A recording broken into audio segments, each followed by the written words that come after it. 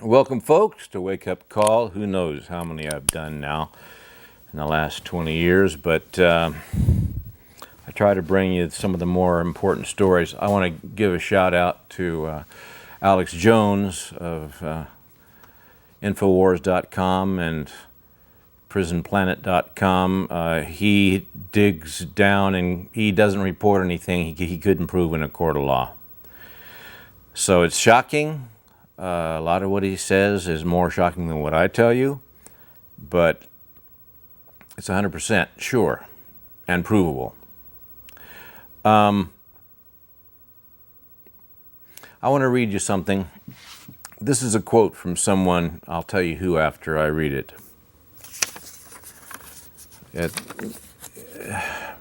Eliminating some of the beginning of the speech. But we are opposed around the world by a monolithic and ruthless conspiracy that relies primarily on covert means for expanding its sphere of influence, on infiltration instead of invasion, on subversion instead of elections, on intimidation instead of free choice.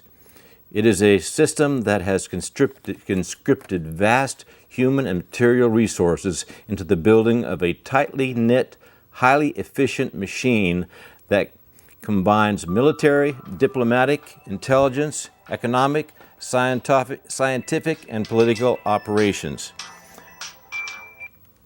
That'll have to wait. Sorry for the interruption.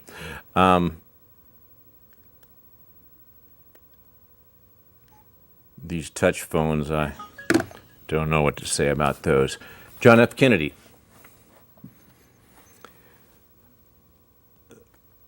Comments like those and the promise he was going to shatter the CIA into 1,000 pieces because they were formed of Nazi spies, provided all they ever did was spy on Russia, period. Not put themselves in charge of counting presidential election votes, nor putting foreign enemy generals in the Pentagon, nor arranging for American soldiers to serve as the world's police for the global dictatorship, as a European source calls the Bilderbergers the global mafia. And he was killed for a number of reasons. Some people say he was killed because he was in the Vietnam War, highly profitable, and all the drugs that they got out of the Golden Triangle there and everything.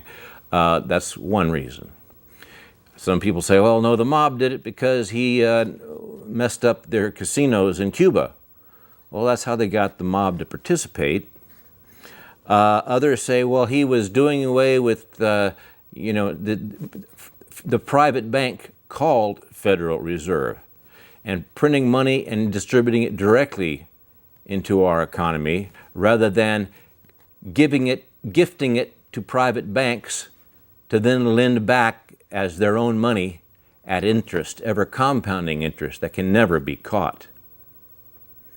That, again, was another reason. He was basing a new bill on silver, a silver certificate. You can find some of those bills in, collectible shops with a little red stamp on it, but it actually had started becoming circulated. The one thing that was absolutely essential to destroy America was to have private banks controlling the money. That's kind of the fingerprints of Rothschild, third cousin of Rockefeller, finance. In London, or in England, they even have a Rothschild's Day. Now, the name used to be Bayer. It was a Nazi family that had Nazi corporations. They changed their name to Rothschild, or Rothschild, as most Americans pronounce it. Also, what was used to get one of the shooters that I spoke to personally, there were at least 6. This one, even the trajectory of it is, you may have heard that there was a .45 slug found on the bumper of the limousine. Well, this guy had the .45 at point blank. Well, where, you say? There was a manhole cover on the other, right where George Bush Sr. instructed that the limo driver, that was the presidential limousine that was not provided with a bulletproof shield over it, as it would normally have been, stop right at the manhole. One of the two surgeons on duty when he was taken to the hospital said that he was shot both from the front and the back at the same time. I understand another smaller caliber went through the throat, and this fellow came up point blank on the other side of the limo with a .45 as well. And other shots were fired. But apparently also the Secret Service was implicit in this. They had shooters up on all the roofs, and as they always do, and this could not have happened without their complicity, but the CIA was behind it. Now, George Bush Sr., who stopped the limousine right there where he was killed, where President Kennedy was killed, the Bush family had been indicted by Congress under the Trading with the Enemies Act, bringing Nazi spies and propaganda into America. They tried to talk a German nationality American, Smedley Butler, a very loyal American. They came to him to try to get him to lead an armed conflict takeover of Washington, D.C. with 500,000 troops. And so he stayed quiet about it. Then he went to Congress and spilled the beans. Of course, the press wouldn't say anything about it. With both houses of Congress almost unanimously passing over almost a year and a half ago now, on New Year's Eve, when the president signed it into law, the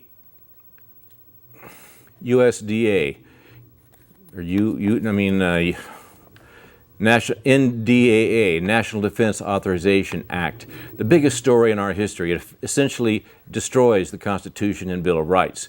Not one peep, and all this over almost a year and a half now, and not one peep in any of the mainstream media. And both houses of Congress working together on this to sell freedom down the drain. I think their lives were threatened. This is a military operation.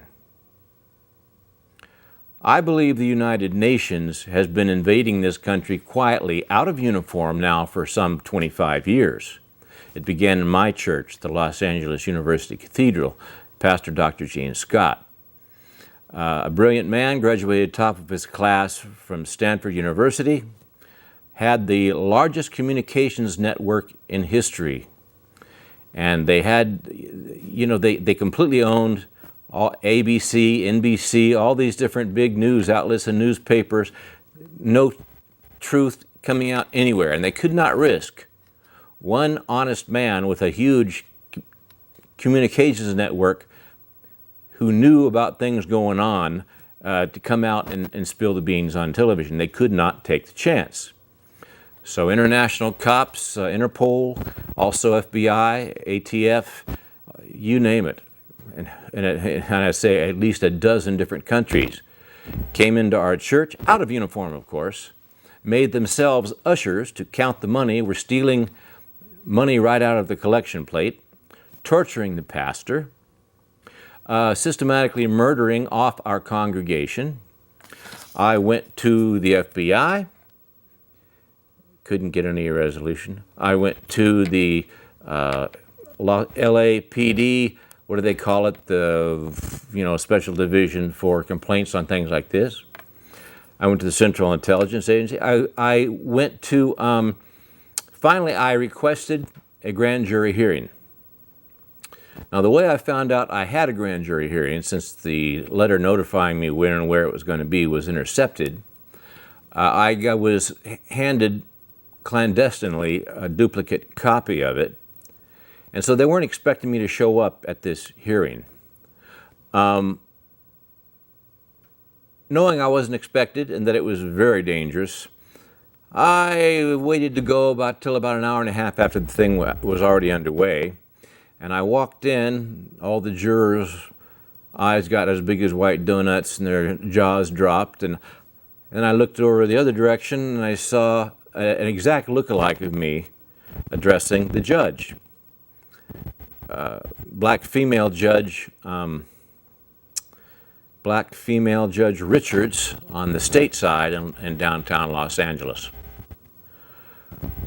Well, the cops next to her jumped up and started running across the floor at me, and I knew they weren't coming to shake my hand, so I ran out, and they set off an escape siren.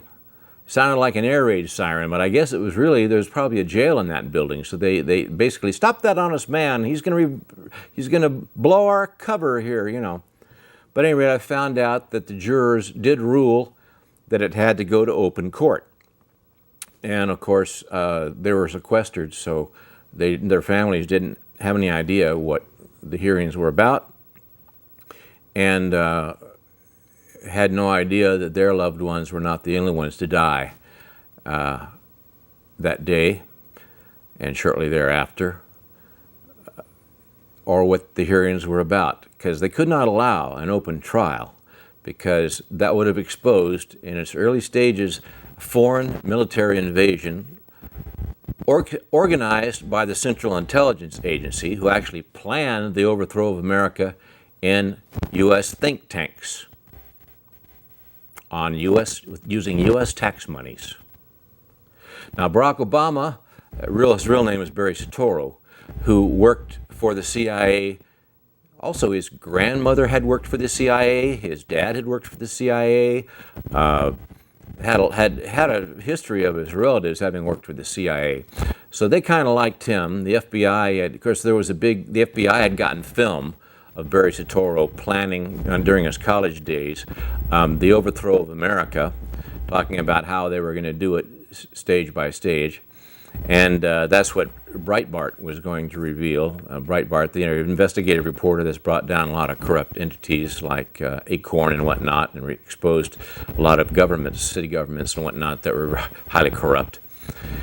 And he was going to reveal the FBI's film showing Obama, audiovisual film of Barry Soetoro, President Barack Obama, planning the overthrow of America. Now, Obamacare, as it's called, and by the same way, the same thing was going to be planned for Romney, so it would have been Romney Care.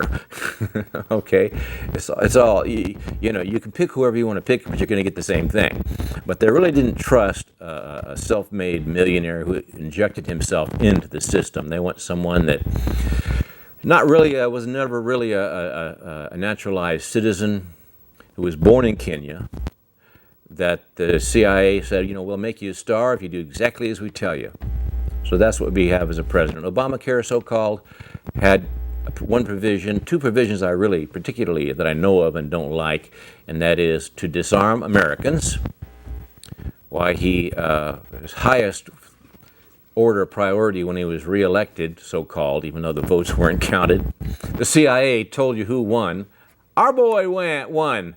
And no, you can't recount the votes because we eliminated them. We did a Z-all, and they're not there to recount. Sorry. We do it every election, by the way, sometimes just within an hour of the election. Yeah, well, you know, they don't want you to know that they were formed entirely of enemy spies, Nazi spies, and that is why their charter only allowed them to spy on Russia. Only.